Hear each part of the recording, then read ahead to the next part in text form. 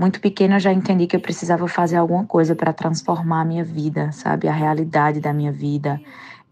Ou eu ia repetir a história das Marias da minha vida, né? Quantas vezes eu andei, me vesti, falei da maneira que as pessoas queriam que eu falasse.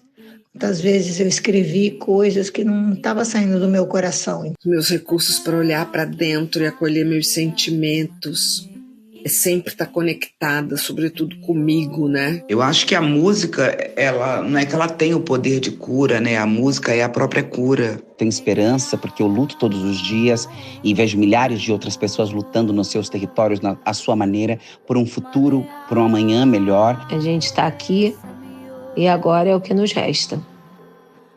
Bora ser feliz. No finalzinho daquela quarta-feira de cinzas, eu peguei meu carro e voltei da Serra para a cidade grande.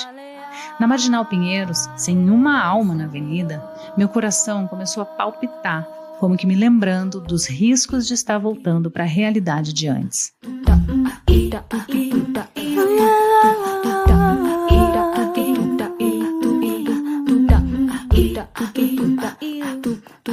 Episódio 1. O caos. Seja bem-vinda, seja bem-vindo, seja bem-vinde aos novos episódios do Sem Vergonha, nessa que é a nossa terceira temporada de podcast. Tudo bem por aí? É claro que não, né? O ano mal começou, mas mais do que nunca a gente vive numa era em que tinha tudo para estar vivendo bem, com fartura, boa comida, produtividade, dinheiro, ciência, a tecnologia e a medicina bombando com curas de doenças 1000, suplementação, exames, tratamentos e, no entanto, tudo mais está um inferno. Muita desigualdade, guerras, polaridades. Ainda há pouco veio uma pandemia que isolou a gente. As doenças emocionais explodiram. Dá-lhe ansiedade, depressão, estresse, transtornos, doenças autoimunes. As redes sociais viraram um repositório de gatilhos de mal-estar. E mesmo assim, a gente se viciou nas telas, viciou nos likes, viciou até na síndrome de impostor, em que inevitavelmente desemboca essa necessidade cada vez mais constante de a gente ser validado pelos outros perfis online. Se a gente é o que a gente come, a gente nem sabe mais o que a gente é, porque os ultraprocessados de origem duvidosa dominam a nossa despensa. Daí surge mais um sem número de doenças. Pressão alta, diabetes, anorexia. Já é tanta coisa ruim, né? E para completar, o mundo está derretendo. Até pouco tempo atrás, a gente só ouvia falar em aquecimento global e agora a catástrofe virou rotina. O que dizem é que dias piores virão. Na angústia de não querer e não saber encarar tudo isso, as pessoas vivem dopadas. Acordam com antidepressivo, durante o dia tiram do bolso gotinhas de calmante e vão dormir com um tarja preta que derruba e vicia em pouquíssimo tempo. Mas como ousar sentir tanta coisa? Mais até, como encontrar sentido nisso tudo? É isso que a gente vai explorar nessa temporada. O sentir e seus sentidos.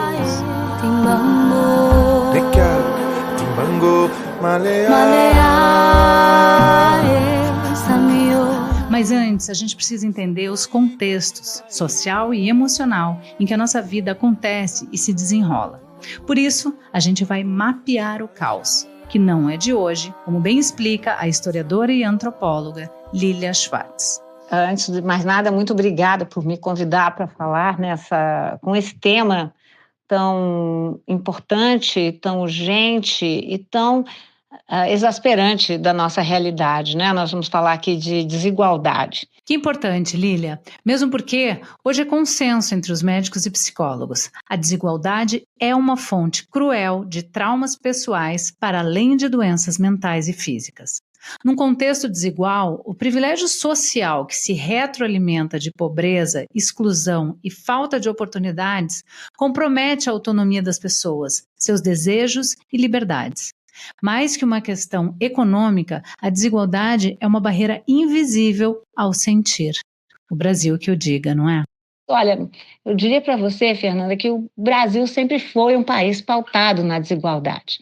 Nós fomos uma colônia de exploração, E esse modelo muito patriarcal, paternalista, ele ainda muito implementado pela escravidão, né? Não se passa impunemente por ter sido o último país a abolir a escravidão mercantil, porque ainda existem outras formas de escravidão, só o fez em 1888, por termos sido o país que mais naturalizou a escravidão, porque tivemos pessoas escravizadas de norte a sul do país.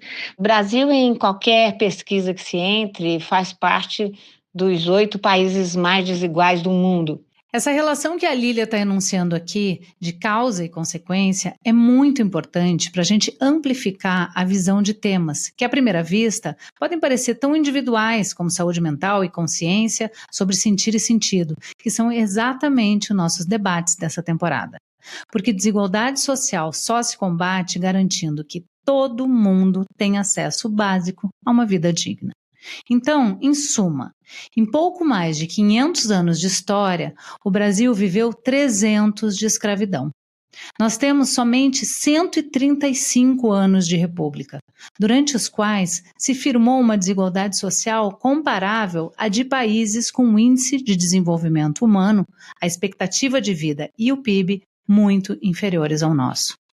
Na prática, isso não quer dizer só o que todo mundo já conhece, que o rico cada vez fica mais rico e o pobre cada vez fica mais pobre. A pobreza institucionalizada, tal qual a gente vive, sabota as oportunidades de vida das pessoas desde o começo, como a Lília ia dizendo. Nós sabemos o funil que existe no Brasil, por exemplo, como as melhores escolas do ensino fundamental são privadas, o mesmo ocorre com as escolas do ensino médio. No entanto, as melhores universidades são públicas. O que acontece com esse funil perverso, eu que dou aula na USP, na Universidade de São Paulo, por exemplo, é que que essas universidades públicas têm uma entrada muito grande de pessoas das elites econômicas, sociais e políticas que têm mais condições de passar pelo funil do vestibular. O vestibular, ele trabalha com a ideia de universalidades e trabalha com um grande mito brasileiro, que é o mito da meritocracia. Ora, se nós estamos falando que o Brasil está sempre entre os 8 mais desiguais do mundo, é preciso concordar que as condições de acesso a esses lugares, ao ensino superior, por exemplo, não são igualadas. Não tem como ser. Então, eu não estou discutindo o mérito de ninguém, mas eu estou simplesmente dizendo que esses princípios universais não funcionam para países tão desiguais, porque senão o que acontece é que a gente vai alimentando o círculo vicioso da pobreza, né? O círculo vicioso daqueles que têm menor acesso à educação. A desigualdade age a nível individual, né, com as pessoas, as famílias ganhando recursos, vantagens, que são monopólios de determinados grupos sociais e também raciais, e age coletivamente. E penso que a gente precisa, Fernanda, o seu tema é tão importante, falar dessas questões. Penso que é hora de nós falarmos dos nossos traumas. Poxa, Lília, eu não poderia concordar mais. É hora de falarmos e enfrentarmos os nossos traumas. E olha o trabalhão que temos pela frente, porque pelo que você brilhantemente explicou nesse panorama tão rico, nossos traumas datam de mais de 500 anos. Mas recentemente ficou um tanto pior. A Covid-19 agravou o nosso mal-estar social, além de ter contribuído muito para nos deixar mais ansiosos, como me contou a psicanalista Maria Homem. Ouve só. A pandemia colocou a gente numa dupla consciência. A primeira é que a vida é risco, que a gente não está a salvo, ou seguro, ou numa rede, numa teia de estabilidade. Que tudo pode ser transformado do dia para a noite, que tudo é justamente instabilidade, o risco, o novo, ele instaura. Isso pode ser interessante porque é o novo e demanda inovação. Tanto que a gente consegue desenvolver técnicas, né, novas tecnologias em momentos de crise. de instabilidade. Mas para alguns vai colocar a gente num estado de alerta, de pânico, de ansiedade, eventualmente de medo, né? De paralisia, de congelamento. E como qualquer situação de risco, implica uma conexão com a nossa mortalidade. Somos mortais e as coisas que a gente ama podem desaparecer, pessoas, coisas, projetos, cidades, o nosso planeta. Então, como é que a gente vai ter a coragem de viver sabendo disso? Sustentando a instabilidade da condição humana sem tanta ansiedade, sem tanto estresse, sem tanta crise e adoecimento. Eis a pergunta, Maria. Mas tirando um marco específico como pandemia, a gente é atravessado hoje pelo que já ouvi você chamar de microansiedades, certa inquietação tão ofegante quanto rotineira por conta dessas barreiras cada vez mais porosas e tênues entre o que é online e offline. As redes sociais minam a nossa atenção, inclusive quando a gente está lidando com o dia a dia analógico.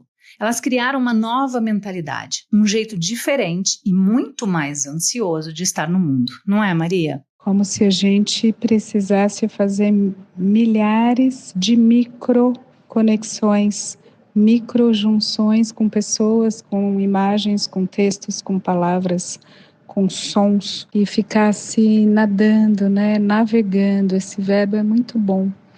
Navegar na internet é como se fosse sempre navegações de superfície e vai pegando pedaços.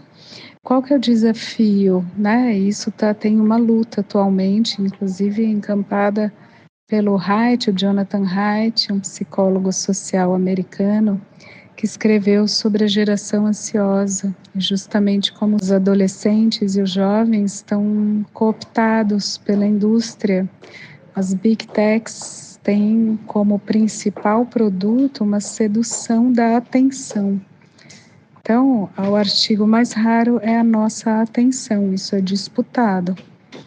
É como se a gente fosse viciado em ficar atento a tudo, a essa microatenção. Como é que você vai reensinar a sua mente a poder descer, né? Essa navegação de superfície, como é que a gente mergulha, como é que a gente tira a notificação, tira o som, desliga para olhar o outro, para conversar, para tirar férias, para ler, para pensar, para assistir, para refletir, para escrever poesia, né? Para redesenhar a sua vida. Talvez a gente não precise saber tudo. Esse é o luto que a gente poderia fazer.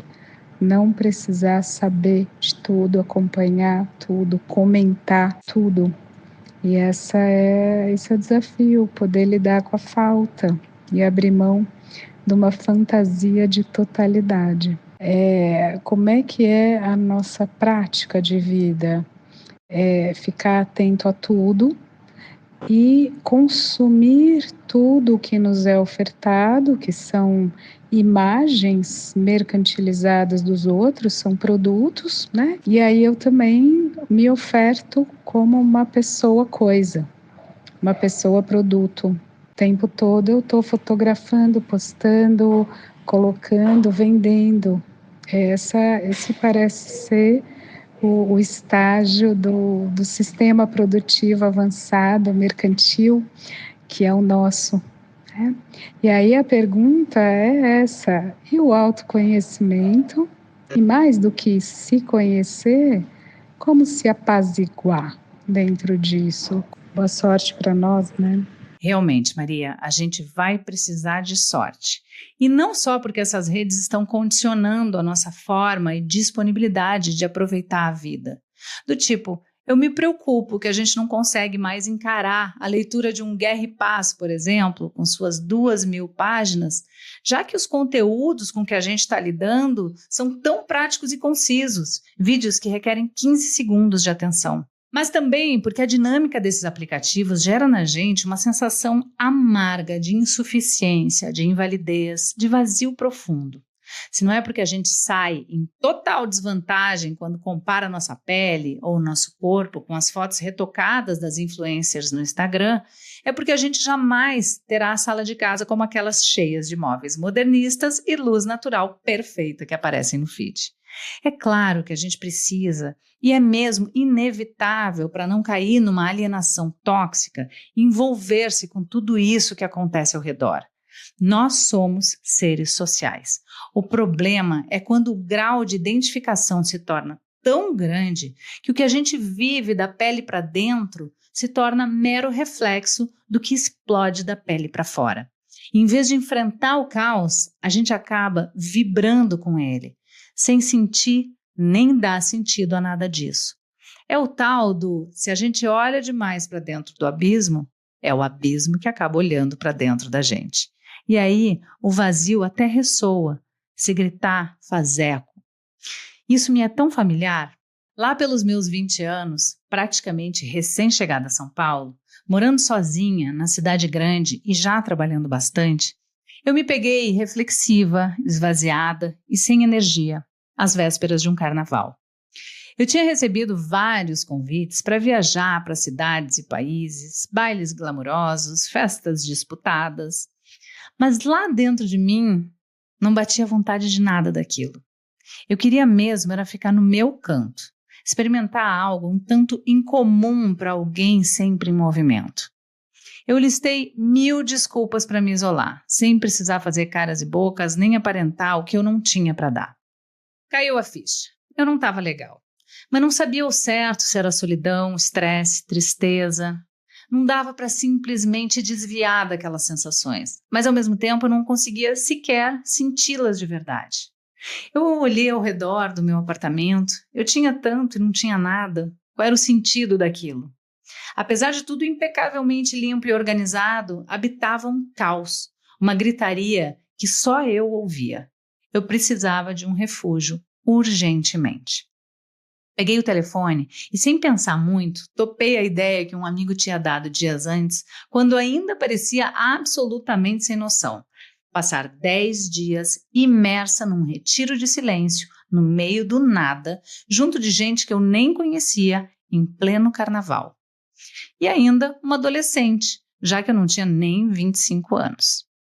No dia seguinte, peguei meu carro, meu tapete de yoga, botei alguns macacões na mochila, um casaco e parti para o extremo da zona norte de São Paulo, rumo à Serra da Cantareira.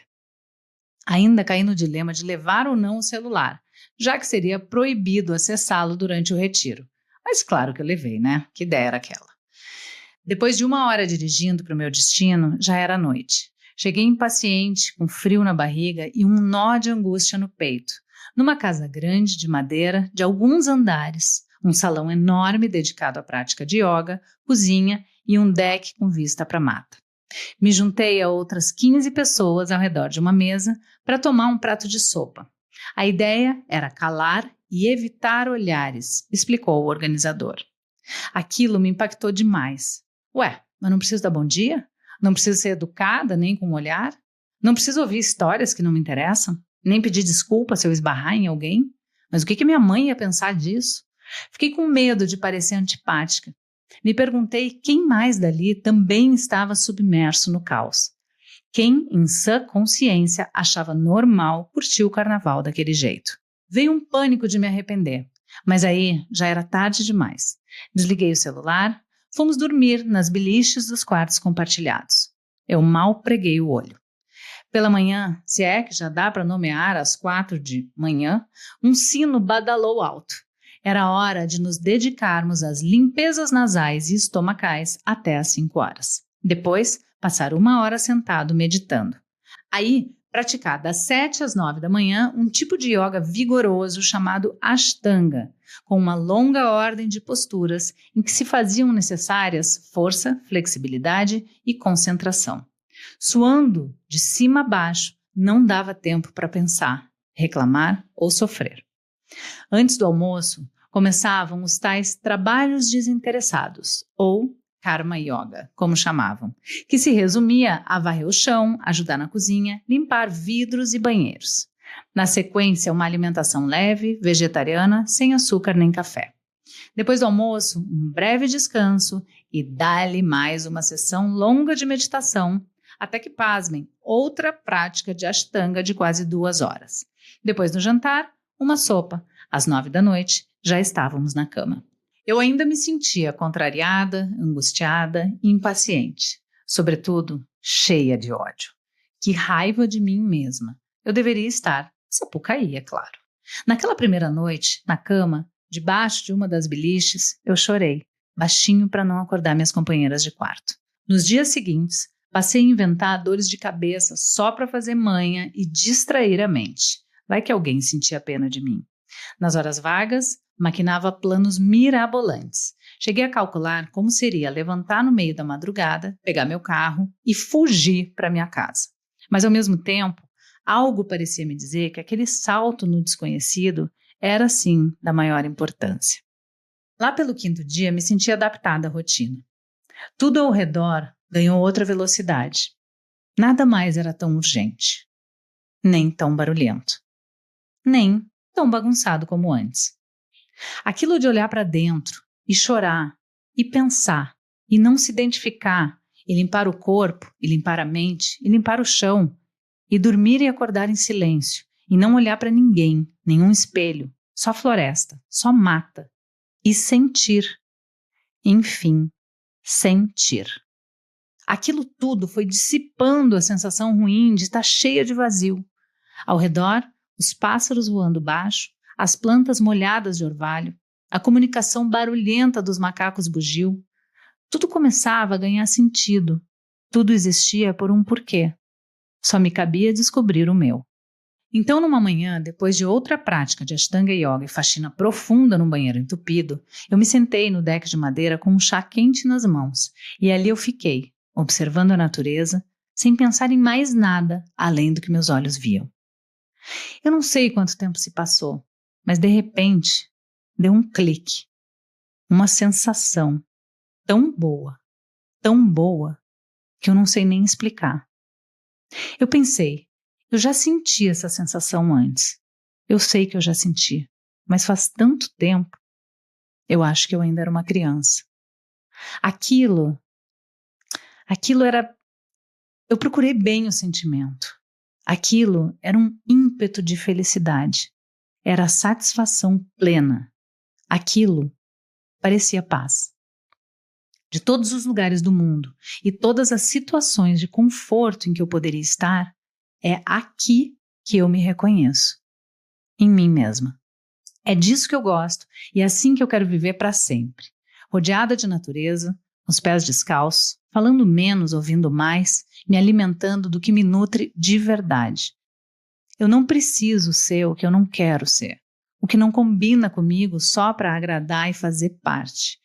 O meu tempo é hoje. É possível atravessar os obstáculos de todo dia respirando mais fundo, tendo mais carinho pelo outro e por mim, me julgando menos. Que bonito aquilo que eu senti. Eu queria que ficasse bem registrado para se repetir para sempre em mim. Foi silenciando que eu ouvi melhor. Então, no finalzinho daquela quarta-feira de cinzas, eu peguei meu carro e voltei da Serra para a cidade grande. Na Marginal Pinheiros, sem uma alma na avenida, meu coração começou a palpitar, como que me lembrando dos riscos de estar voltando para a realidade de antes. Cheguei em casa, me joguei no sofá e respirei fundo. Pronto, essa sou eu.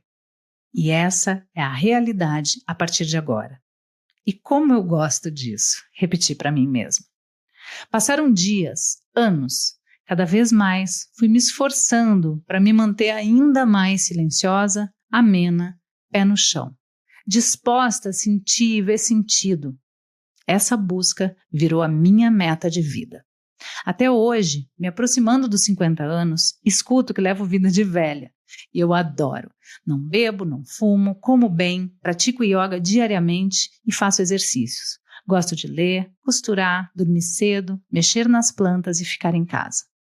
Trabalho muito, mas hoje me respeito sem tanta exigência. Não grito, converso, elaboro, negocio. Miro a calma e a clareza. É simples e bom.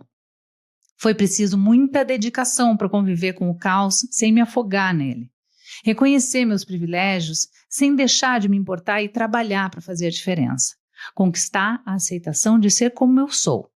Hoje eu daria um grande abraço naquela ainda adolescente, desejosa de estar em todos os lugares ao mesmo tempo, comprando roupas, querendo uma vida de revista, vaidosa com a fama que rondava aquele ego imaturo, mas que soube atender a um convite para olhar para dentro e sentir. Disciplina é autocuidado. É ir atrás de conhecer você mesmo, com suas qualidades e defeitos. Uma busca pela transformação desde dentro, que no fim das contas vai se refletir na relação com quem está lá fora. São todos aqueles clichês que a gente escuta por aí, mas que ganham forma quando a gente se propõe a sair do quentinho e ver o que tem lá no fundo do poço da nossa alma fria. Para além daquela epifania que eu vivi aos 20 e poucos anos, eu quero compartilhar aqui um chamado de autorresponsabilidade, um caminho prático e acessível, talvez doloroso, mas nem por isso menos poderoso, para a gente lembrar junto como é possível viver melhor. Escute com carinho o que vem pela frente e sem vergonha. Adapte as sugestões às suas condições de temperatura e pressão. E até o próximo episódio.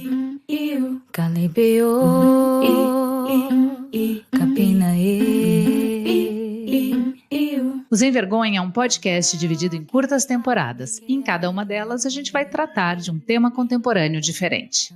Dessa vez a gente vai falar sobre o sentir e a nossa busca por sentido nessa vida.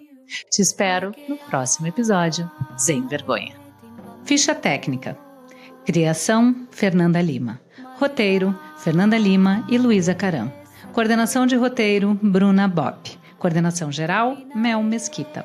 Assistência, Meire Beck. Produção, Bruno Porto e Raquel Alves. Música original, Lena Barrulli. Edição e sonorização, Igor Amorim.